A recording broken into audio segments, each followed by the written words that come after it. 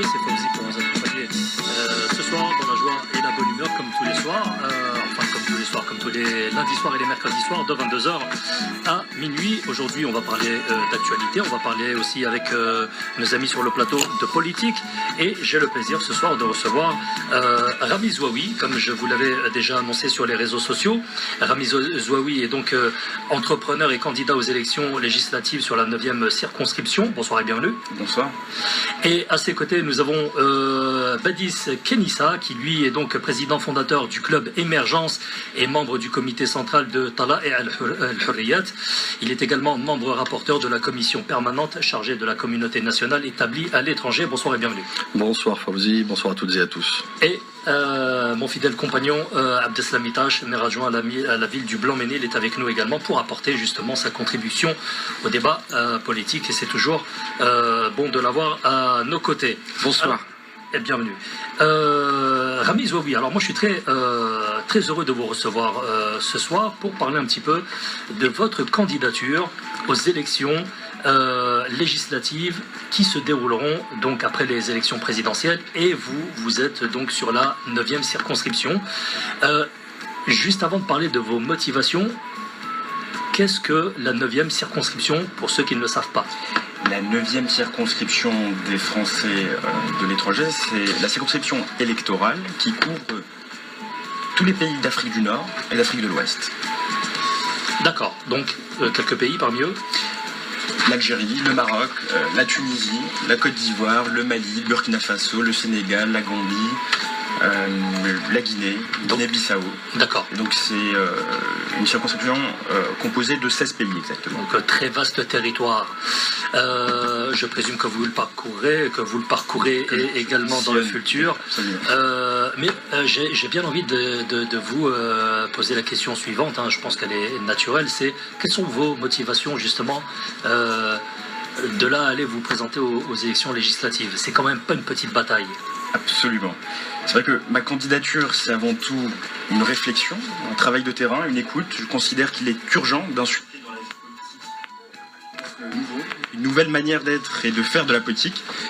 Ma démarche est avant tout une démarche citoyenne avec l'objectif de faire de la modernité un déterminant essentiel de mon projet. Je souhaite recréer les conditions possibles. Les conditions du possible, je souhaite réduire les inégalités, je souhaite créer du lien social entre les citoyens, les générations et les peuples. Et cela passe par un projet moderne que je porte, un cap et une méthode. Je veux simplifier la vie des Français établis au Maghreb et en Afrique de l'Ouest et en finir avec le décalage entre les paroles et les actes. Je veux porter une conception complètement différente de la politique. Nous avons changé de monde, il faut donc changer la manière de faire de la politique. Et ce que je souhaite faire, c'est proposer un contrat à nos citoyens basé sur la confiance avec une exigence de résultat. Très bien. Bon, c'est très encourageant ce discours. Est-ce que vous avez fait un petit tour, ou enfin une analyse des besoins ou revendications des expatriés de cette circonscription? Et d'ailleurs, ils sont de quelle nature? Ils sont principalement de nature administrative, fiscale et sécuritaire vu le contexte actuel. C'est tout? Principalement. D'accord. Et est-ce qu'il y en a d'autres? Est-ce qu'il y a d'autres besoins administratifs, par exemple? Ils sont de nature administrative. Après, si vous voulez, bien sûr, ça couvre différents domaines. D'accord. Alors, quels sont les chantiers que vous allez donc attaquer Ce que je souhaite faire, c'est proposer un contrat de mandature qui s'articule en 5 lois d'orientation. Je souhaite justement simplifier les démarches administratives et fiscales pour les Français établis dans la 9e circonscription. Je souhaite introduire plus de souplesse. Je souhaite faire de l'éducation une priorité en permettant notamment une meilleure prise en charge des élèves en situation de handicap ou encore permettre aux établissements scolaires de s'ouvrir davantage sur leur environnement. Je souhaite garantir la sécurité des Français partout où ils se trouvent, au Maghreb et en Afrique de l'Ouest. Je propose par ailleurs un pacte entrepreneurial et d'insertion professionnelle avec notamment l'ouverture d'incubateurs d'entreprises et d'espaces d'accompagnement pour les personnes en recherche d'emploi. Et enfin, je souhaite proposer une solidarité active avec la mise en place d'un revenu universel. Alors c'est quoi un revenu universel? Un revenu universel, c'est un revenu de base, sans condition, pour garantir à tous un revenu de base. Ah, vous n'allez pas faire plaisir à ceux qui demandent justement la restriction des revenus de base, les aides qu'on alloue aux plus démunis, aux plus faibles parmi nous.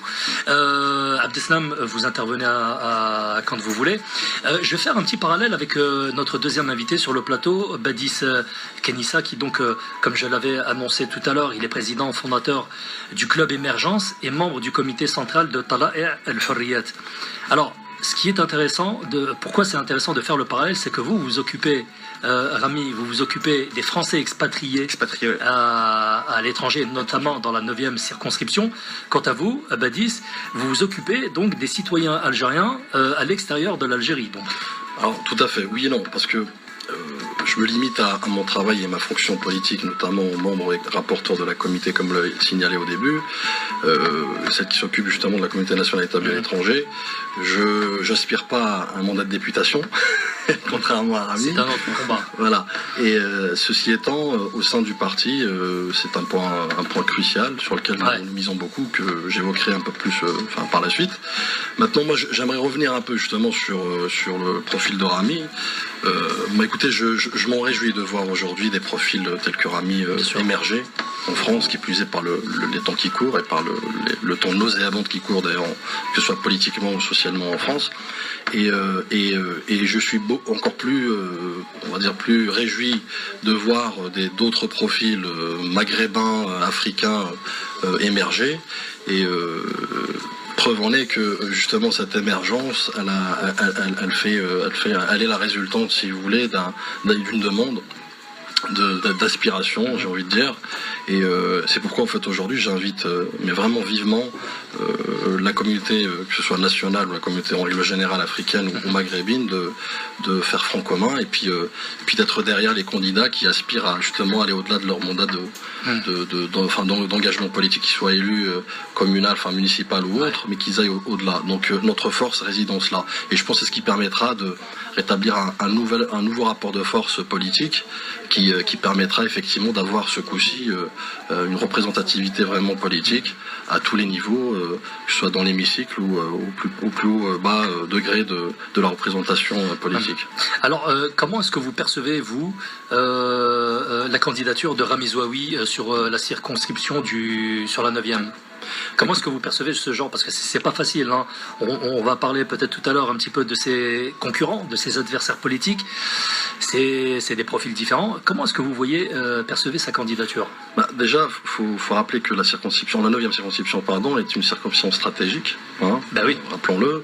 Donc c'est l'Afrique du Nord, l'Afrique de l'Ouest, 16 pays qui plus est, mais notamment surtout l'Afrique du Nord, donc la porte de la Méditerranée, donc le vis-à-vis de l'Europe.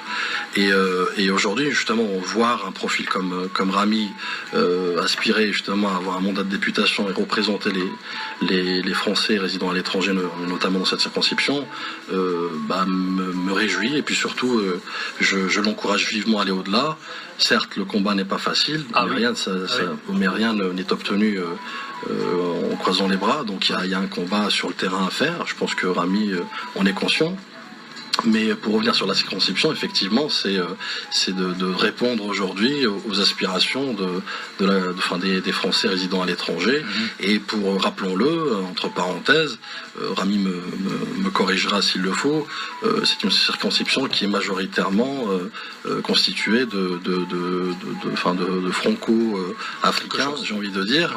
Et donc, notamment pour l'Algérie, je sais qu'il y a un fort taux de franco-algériens, pas dire des bêtises, plus de 70%, c'est dire que finalement c'est quelqu'un qui, entre parenthèses, est issu de cette même communauté. Qui leur ressemble. Voilà, culturelle, religieuse et autres, peu importe, mais du moins qui parlera le même langage et qui comprendra forcément les mêmes codes. Et il sera mieux compris. Absolument. Rami Zouaoui, merci d'être avec nous, je le rappelle, hein, vous êtes donc candidat aux élections législatives sur la 9e circonscription, donc cela englobe les pays d'Afrique que vous avez cités, dont le Maghreb, Maroc, Algérie et Tunisie. Vous-même, vous êtes résident sur la 9e circonscription, ce qui est et la Libye. Hein. Et la Libye. Vous êtes résident donc de cette circonscription. Comment se passe vos contacts sur le terrain, parce que j'ai vu votre bio, j'ai vu les photos, vous avez serré pas mal de mains, rencontré pas mal de monde, que ce soit au Mali, au Burkina, dans d'autres pays. Est-ce que vous faites la même chose également au Maghreb et en particulier en Algérie? Oui, absolument. Je veux dire, je sillonne, enfin, ça fait maintenant plusieurs années que je sillonne la circonscription, les différents pays de la circonscription, oui. Et notamment l'Algérie où je réside, effectivement. D'accord. Et alors, comment se passent les échanges? Qu'est-ce qu'ils vous disent? Qu'est-ce que vous leur dites? Les échanges portent principalement sur les problématiques auxquelles sont confrontés les Français, dans leur diversité, qui sont établis en Algérie, mais également dans tous les pays de la circonscription. Et si vous voulez, les problématiques, comme je vous disais tout à l'heure, sont principalement de nature administrative, fiscale, et peuvent aussi concerner, comme je vous disais tout à l'heure, la sécurité, vu le contexte actuel. Alors justement, puisqu'on parle de démarches administratives, on va vraiment rentrer un petit peu dans le détail. De quelle démarche vous parlez? Qu'est-ce qu'un Français à l'étranger peut rencontrer comme problème administratif? Quel genre de problème? Par exemple, des papiers, absolument. J'entends par là les délais pour faire un document, comme par exemple une pièce d'identité, un passeport. Et c'est vrai que les délais sont importants. Les démarches peuvent aussi concerner, par exemple, l'inscription des jeunes dans les établissements scolaires. Par exemple, les problématiques auxquelles sont confrontés les expatriés. Évidemment, les Français qui viennent à votre rencontre, les Français de la circonscription, viennent vous rencontrer parce qu'ils ont des soucis, ils espèrent pouvoir trouver écho. Encore une fois, une question naïve, mais quel genre d'autres problèmes on peut rencontrer quand on est dans un pays? Parce que tout à l'heure, Badis le disait, ils sont franco quelque chose, donc ils sont un petit peu de là-bas aussi.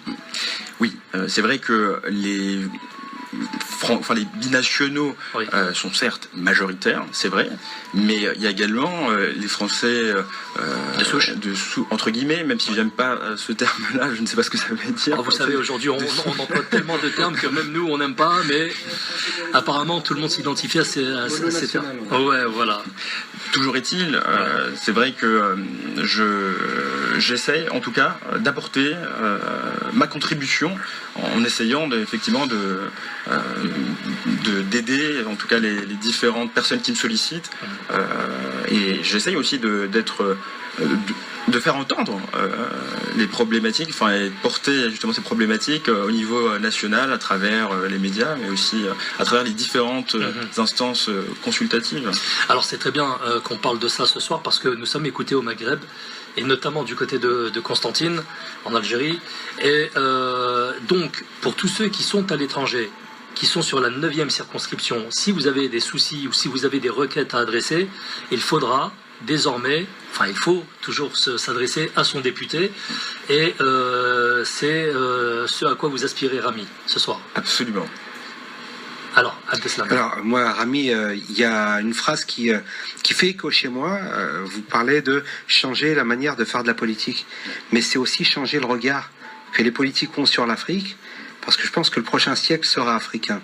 Et que là, si vous deviez être député des Français résidant en Afrique, il est évident que la France a tout intérêt à être dans un échange avec ces pays amis africains, pour qu'il y ait des échanges donnant-donnant, gagnant-gagnant, et plus dans cette France-Afrique qu'on a connue, où il y avait une spoliation des biens de tous ces Africains, et qu'on soit justement dans un échange collaboratif et qui permet de développer, parce que aujourd'hui on voit bien l'exil des Africains.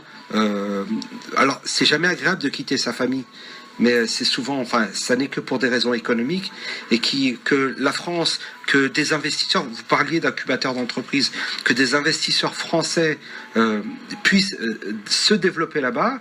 L'idée justement de leur permettre de créer leur entreprise là-bas et de faire travailler au local et permettre à des familles de vivre dignement, convenablement, et pas du tout, et je le dis encore, j'ai employé le mot spoliation, je le maintiens, et pas du tout dans la spoliation, mais dans un échange, vous savez, un petit peu dans le commerce équitable, un petit peu à la Max Havelaar, voilà, pour que justement ces Africains n'aient pas besoin justement de quitter leur famille, ce déchirement-là, que beaucoup de familles africaines connaissent. Je pense qu'on est écouté. Ça doit peut-être concerner des gens aussi qui nous entendent, et que l'intérêt, c'est aussi de développer là-bas des compétences pour que demain, je vais employer le mot émergence, si tu permets, Baptiste, pour que justement il y ait l'émergence de talents en Afrique, pour justement développer. Et je pense que c'est aussi de l'intérêt de la France d'avoir un continent qui puisse justement être fort. Aujourd'hui, on a beaucoup d'entreprises qui se sont délocalisées en Chine, en Asie, qui reviennent parce que du coup, le coût de production devient plus important. Il n'est pas trop cher en Afrique. Je pense qu'il y a une carte à jouer, en tout cas pour la France, justement, et il y aura un bénéfice des deux parts, du côté africain comme du côté français. Donc je pense que vous avez... je partage votre avis. Vous pouvez développer sur ce point-là, et je pense que les auditeurs ont cœur à entendre justement ce à quoi vous aspirez si vous veniez à être député. C'est sûr que aujourd'hui le monde a changé. Les pays africains justement connaissent, comme vous le disiez très justement, pour certains d'entre eux, une croissance importante. Parfois à 2 chiffres. Parfois à 2 chiffres. L'exemple de l'Éthiopie, par exemple, économiquement. Ou la Côte d'Ivoire, par exemple. Maintenant, c'est vrai que les rapports entre la France et les pays africains ont vocation effectivement à évoluer. Et c'est sûr que les deux parties gagneraient effectivement à nouer une relation dans la confiance. Gagnant-gagnant. Gagnant-gagnant, absolument. D'accord. Alors, vous vous préoccupez également du revenu universel, c'est ce que vous avez dit tout à l'heure. Quelle est votre position à propos de la solidarité active ? C'est sûr que le revenu universel est plus important que le revenu de solidarité active, dans la mesure où il a vocation à fusionner l'ensemble des aides. Et l'idée, si vous voulez, c'est vraiment de permettre à tout un chacun de pouvoir bénéficier d'un revenu minimum pour pouvoir répondre au mieux à ses besoins. C'est évident. Abdeslam, tu veux... Juste sur un point, et je partage votre avis sur ce revenu, parce que économiquement, là aussi, on relancerait la consommation, donc de fait, la production, et vous savez bien que c'est un effet, un cercle vertueux, que de pousser la consommation à faire de la production et à recruter du personnel, et du coup on se retrouve avec des gens qui travaillent et qui payent des impôts et de facto font rentrer de l'argent à l'État et ainsi de suite, et du coup on se retrouve dans je l'ai employé le terme, dans un cercle vertueux.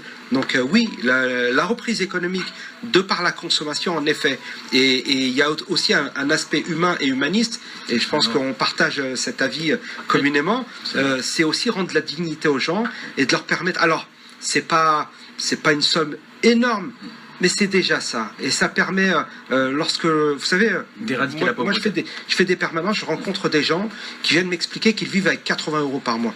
80 € par mois, vous imaginez, et se dire qu'on peut retrouver un revenu universel qui puisse justement permettre à des gens de retrouver une dignité et pouvoir permettre de se remettre en selle, parce que quand on touche 80 € par mois, on ne peut pas se stabiliser. On est forcément dans l'endettement, on n'a pas de vêtements, on ne peut pas passer un entretien d'embauche et ainsi de suite. Donc du coup, oui, ce revenu universel, oui, et je vous applaudis demain si demain vous deviez proposer cette initiative.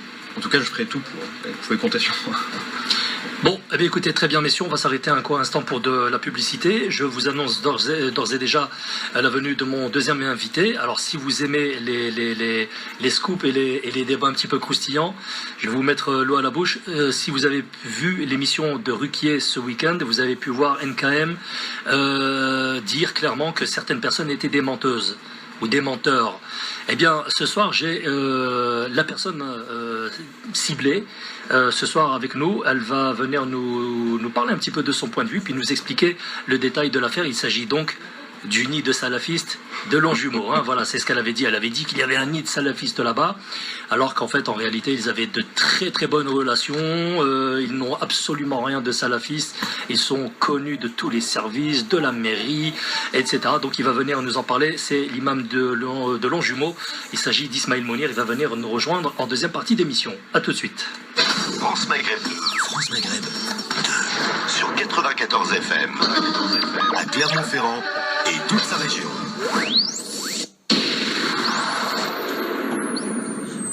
Naïma, grande voyante avec son expérience de plusieurs années et sa réputation à travers le Maghreb et le Moyen-Orient, voyante de grande personnalité, met ses services à votre disposition. Travaux rapides, efficaces et honnêtes. N'hésitez plus à appeler dès à présent pour prendre un rendez-vous avec elle. Naïma vous répond au 01 40 05 16 11. 01 40 05 16 11. Son cabinet au 25 rue Caille à Paris 10e, face au 199 rue du Faubourg Saint-Denis, métro Gare du Nord.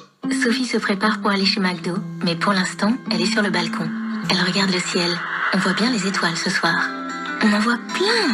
D'ailleurs, combien on en voit 1, 2, 3, 4, 5, 6, 7. Ah non, j'ai déjà compté celle-là, donc je recommence. Bref, Sophie se prépare à sortir pour aller chez McDo, mais elle n'est pas encore rendue, vu que pour l'instant, elle compte les étoiles dans le ciel. En même temps, c'est pas grave d'arriver tard. Cet été, la plupart des restaurants McDonald's restent ouverts jusqu'à minuit ou plus. Trouvez le vôtre sur mcdonalds.fr.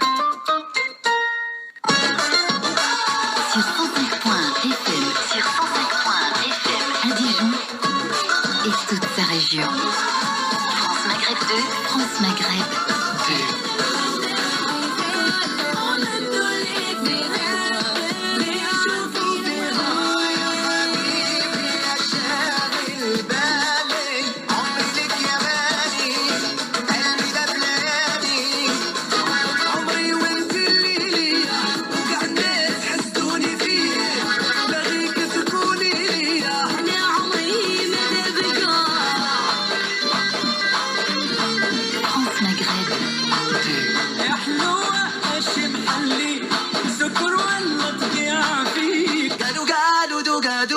شوية دوبو دوبو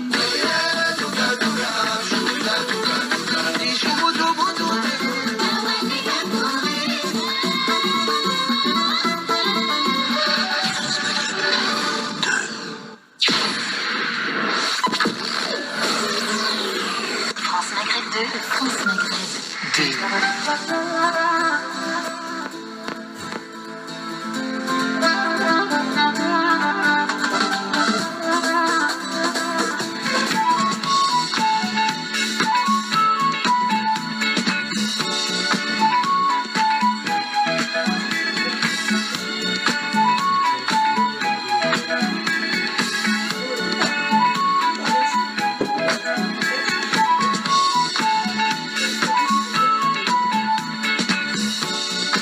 Allez, de retour dans les studios de France Maghreb 2, bienvenue à tous ceux qui viennent de nous rejoindre et nous sommes ensemble avec nos invités ce soir pour parler un petit peu de la candidature de Rami Zouaoui qui se porte candidat aux élections législatives sur la 9e circonscription juste après les élections présidentielles. Bonsoir et bienvenue. Bonsoir et bienvenue. À ses côtés, nous avons Badis Kenissa qui lui est président fondateur du Club Émergence et membre du comité central de Tala'i al-Hurriyat. Il est également membre rapporteur de la commission permanente chargée de la communauté nationale établie à l'étranger. Abdeslam Itache, lui, maire adjoint, est toujours avec nous ici dans les studios. Il est en train de casser la vaisselle. Ouais, c'est ça. Quand il y a une pause, on essaye de se rafraîchir un petit peu. Alors, Rami Zouaoui, je reviens vers vous. Vous avez également abordé une valeur fondamentale pour vous, c'est le travail. Elle est fondamentale pour nous tous. D'ailleurs, vous pensez que les incubateurs ont un rôle très important à jouer, notamment dans la création d'emplois et la création d'entreprises. Vous souhaitez aller plus loin, me semble-t-il ? Absolument, c'est vrai qu'on a tendance à oublier que ce sont les entreprises qui créent non seulement les emplois, mais également la richesse. Et c'est vrai que je suis particulièrement, non seulement admiratif, mais j'ai beaucoup de respect pour les chefs d'entreprise, puisque ce sont eux qui prennent des risques et je crois qu'il est urgent de libérer les entreprises de leur fardeau fiscal et administratif en diminuant notamment les charges qui passent sur elles. Je propose effectivement d'ouvrir davantage d'incubateurs dans la circonscription, c'est-à-dire dans les différents pays de la circonscription.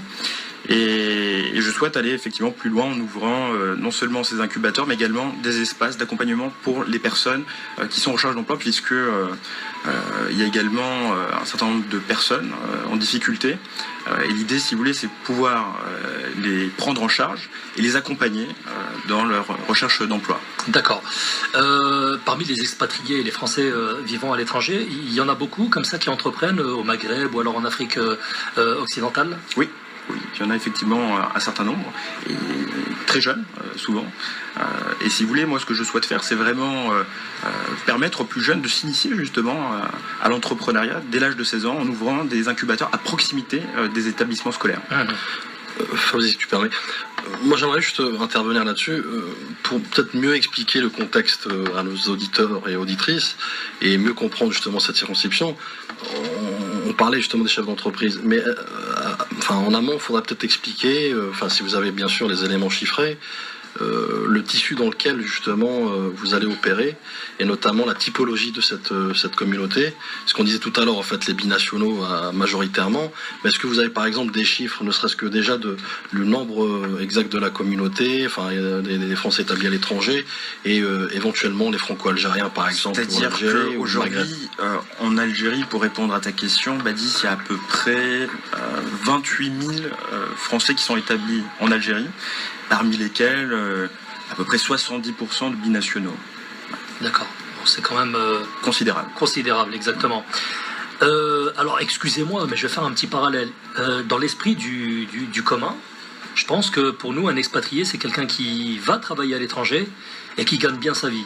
Est-ce que je me trompe? C'est une idée qu'on se fait ou c'est faux? Alors, c'est effectivement une idée reçue. Et c'est vrai que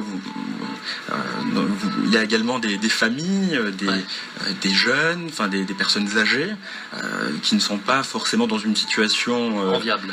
Alors, je ne dirais pas ça, puisqu'il y a quand même, et c'est en tout cas une valeur que je souhaite porter, c'est-à-dire une solidarité active qu'on ne retrouve pas forcément en métropole. Oui. D'un point de vue culturel, c'est vrai que moi je souhaite justement contribuer en ce sens pour aider les personnes qui sont en difficulté dans la circonscription et qui ne sont pas toujours des personnes de situation financière aisée. Moi j'aimerais néanmoins revenir sur le statut d'expatrié, pour avoir fait de l'expatriation pendant 12 ans, donc je sais très très bien de quoi je parle. Et pour la parenthèse, effectivement, il y a des avantages diverses et variées, notamment pécuniers, mais ce qu'il faut retenir aussi, c'est que certaines choses parfois n'ont pas de prix, et les valeurs familiales, les attaches, voilà. Donc moi, pour avoir fait 12 ans d'expatriation, au bout d'un moment, je pense que j'ai fait le tour, et j'avais pris la décision. Bon, il y avait entre parenthèses un burn-out qui a fait aussi effet, mais qui m'a permis finalement de revenir un peu, de se reconcentrer sur la famille, peut-être sur ce qui est sur l'essentiel, voilà, sur les principaux, les fondamentaux. Mais effectivement, après, l'un ou l'autre, je veux dire, après chacun trouve son équilibre, mais à un moment ou à un autre, il faut peut-être revenir aux sources. Alors, vous, Badis, c'est justement, j'ai lu un petit peu ce que j'ai pu trouver sur vous, et d'ailleurs sur votre dossier de presse. Vous souhaitez rendre la place aux citoyens au sein de la nation. Quand vous parlez de citoyens, c'est tous les citoyens qui vivent à l'étranger ou les citoyens qui vivent dans le pays considéré? Alors globalement, tous les Algériens qui se trouvent dans le monde entier, de par le monde. Sachant qu'on a une forte communauté qui aujourd'hui plus ou moins est chiffrée à 8 millions de personnes à l'extérieur, dont à peu près 5 millions quand même en France. Donc c'est dire l'importance de cette communauté. Moi, pour revenir à notre formation politique dans l'Al-Hurriyat, juste pour la parenthèse, pour les non arabophones, c'est l'avant-garde des libertés. Donc nous portons vraiment une attention particulière à cette communauté, à notre communauté qui est partie intégrante de l'Algérie. On déplace à ceux qui veulent forcément, par certaines lois et articles, notamment je fais référence à la dernière révision de la Constitution algérienne. Donc nous portons une attention très particulière, qui plus est pour cette communauté qui occupe une part prépondérante et non négligeable justement dans l'histoire glorieuse de l'Algérie, et notamment son histoire d'indépendance, sa guerre d'indépendance et de révolution. Je fais un petit clin d'œil justement aux fameux porteurs de valises du FLN. L'apport financier, parce qu'une guerre ça coûte cher, surtout quand elle s'inscrit dans le temps. Donc les fameuses collectes, dont je disais, financières justement ici, des employés, que ce soit à Renault ou ailleurs.